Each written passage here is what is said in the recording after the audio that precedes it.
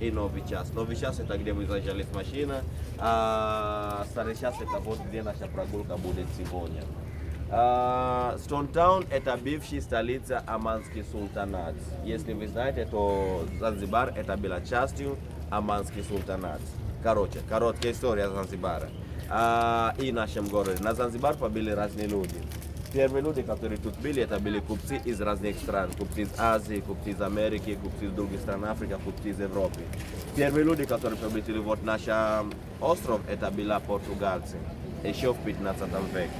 Кто-то сказал, говорила Гоа. Кто-то тут говорила Гоа. Гоа это бывший вот португальская колония. У португальцев была колония вот Гоа. Но на то время еще не был Суэцкий канал, поэтому чтобы переплыть из Европы до Гоа в Индии, надо было вокруг Африки. И так обратно тоже надо было вокруг Африки, поэтому португальцы... Босс унтаканini? Untakanini? Basi ondoka hapa.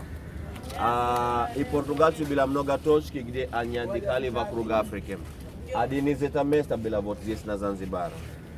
Везде в Африке, где португальцы были, они оставили войска и построили там крепость. Потому что они считали, что они самые сильные в мире. На Занзибар они войска не оставили, построили крепость, но войска не оставили. Из-за этого остров воевали арабы. Это были арабы из страны Оман. Султан из Оман, еще это было в 16 веке. Султан из Оман решил переехать из Оман и жить на Занзибар. И даже руководил Оман через Занзибар. У него была огромная территория. Весь Восточная Африка ему принадлежит, начиная от Сомали, Кения, Танзания, Мозамбик, Занзибар и Оман. Вот это вся территория звали как Оманский султанат. И столица была Занзибар. Почему Занзибар? Почему он выбрал именно Занзибар? Во-первых, две главные причины. Первая это погода. Здесь идеальная погода для выращивания специй, для выращивания фруктов. Поэтому, когда султан тут был, его основная работа это было выращивание специй и фруктов. Еще пригласил свои ребята из арабских стран, из индийских стран, чтобы участвовать в этом бизнесе специй. И они пользовали рабы как рабочий сил. Поэтому на то время Занзибар был известна как остров специй и остров рабов. Потому что Занзибар был на первое место на поставке специй и рабов. Наш первый султан, его звали Саид Саид. Когда Саид Саид умер, он оставил вот это все территории, два сына. Но эти сыны они начали драться за властью. Поэтому один сын забрал Оман, другой сын забрал Занзибар. И поэтому Занзибар стал как независимый султанат, который звали как Занзибарский султанат. И Оман тоже стал как независимый султанат, который звали как Оманский султанат. Арабы тут очень долго были, вот начиная в 16 веке. И как сюда выгнали только в 1963 году. Но до этого, да, поэтому наше большее влияние именно от арабов. Язык наша Swahili, это смесь местный и арабский. Религия тут ислам. Культура наша больше похожа на арабскую культуру. Но до того, как выгнали отсюда арабы, сюда появились англичане. Уже в конце 19 века, 1880-х годах, сюда появились англичане. Но когда англичане тут были, они по прямой руководили. Они руководили опять через арабы, через индусы, которые тут были. Почему так сделали? Потому что у арабов уже была система управления. Поэтому было просто легко вот эта система пользоваться. Еще, чтобы мало персонаж пользоваться, а еще, чтобы местные, если они будут думать, что кто враги, чтобы они думали, что это индусы и арабы, но на самом деле это англичане. Поэтому чилицо видят, кто собирает налог, это было арабы, индусы, но кто его забирает, это уже англичане. В 1963 году Занзибар получил независимость от Англии. Но когда Занзибар получил независимость, это меньшинства получили независимость. Меньшинства, я имею в виду арабы и индусы получили независимость. Поэтому сразу после независимости тут была революция. Когда большинство, то есть темные кожи, они сделали революцию против меньшинства, против арабов, против индусов. Их много убивали, много казнили, они уехали куда-то жить или обратно в их стране. Из-за этой революции тут была политическая нестабильность. Поэтому страна, которая звали как Занзибар, попросил помощь страна, которая звали Танганьика, помощь. И решение, которое они нашли, это чтобы объединиться вместе. Поэтому Танганьика объединился с Занзибар и создал страну, которая называется Танзания. Многие привыкли вот материковый часть назвать как Танзания. Но когда мы говорим о Танзании, включается и материк, и остров. Потому что материковый часть называется Танганьика. Танганьика из-за озера Танганьика. Там есть озеро такое, называется Танганьика. Второй по глубина после Байкала. Байкал самый глубокий. Второй после глубина это уже Танганьика, да. На это объединение, когда Танганьика объединится с Занзибар, на это объединение есть что-то решают вместе, есть что-то отдельно. Во-первых, очередь это армия и полиция, потому что они объединились, когда была нестабильность здесь. Поэтому на первую очередь это армия и полиция вот вместе. Второе это уже международные отношения. То Занзибар не может подписать договор с какой-то страной без согласия материк. Третье это уже валюта. Наши деньги как называется?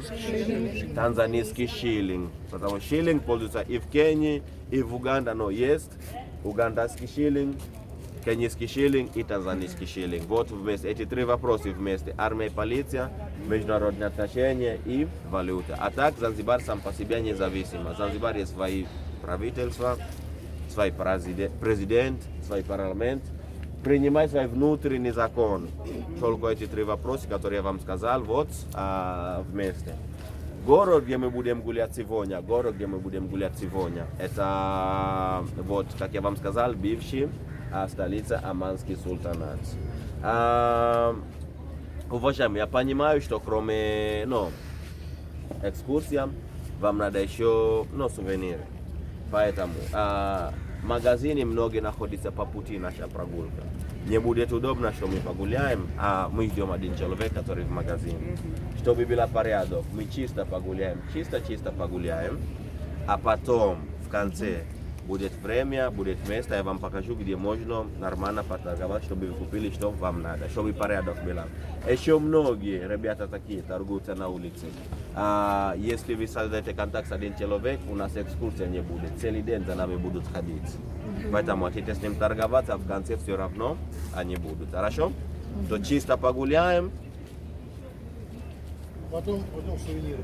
Потом сувениры. Понятно? Да. Погуляем. Хорошо. Начинаем нашу экскурсию именно с нашим парком. Вот это самый популярный парк, который у нас есть на Занзибар. Вот этот парк называется Forodhani Gardens. Forodhani переводится как набережная. Как вы видите, она находится на набережной. Вот этот парк, это бывший сад наш султан. Это где наш султан отдыхал. Вот там павильон, где обычно там играли музыка для него, когда там со своей женой или там друзей. Вот это парк был руины. Но то, что вы увидите, наше государство говорит, что ремонтировал за $3 миллиона. Куда $3 миллиона? Парк популярный за две вещи. Известно за две вещи. Во-первых, бесплатный Wi-Fi. Во-вторых, тут каждый день, каждый вечер, начиная с 6 по 10, есть фестиваль еда, прямо здесь. Фестиваль еда. Собирают такие палатки, морепродукты, традиционные блюда, соки сахарный тростник, местная пицца, местная шаурма. Если кто-то здесь будет вечером, то место побыть это именно здесь, на Forodhani Gardens. Тут, когда прилетит еще колоритно, дети придут на сальцо на воде, тут обычно есть соревнования, дети из деревни и дети из города, но кто круче. Все дети Занзибар тут играли, если тут не играл, то у тебя не было детства. Те, которые были, те, которые слышали или будут, остров Тюрьма, остров Черепаха, вот она прямо. Направо, вот наш порт, уважаемый. А кто-то хочет пофоткаться на набережной, 2 минуты, пофоткаться на набережной, и вот ко мне, и так дальше идем. Если кто-то хочет пофоткаться Где на у него набережной. дом был? Это парк был, а дом Мы выйдем, уважаемый.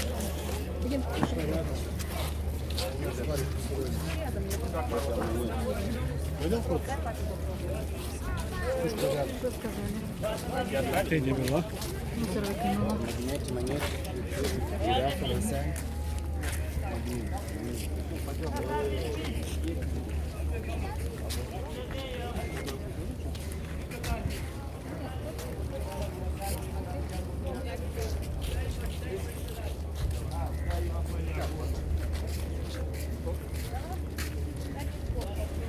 был.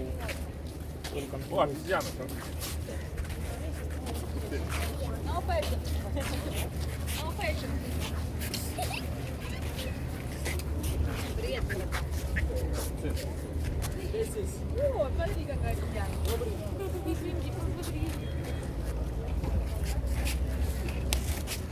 Ой, чистая, все равно чистая.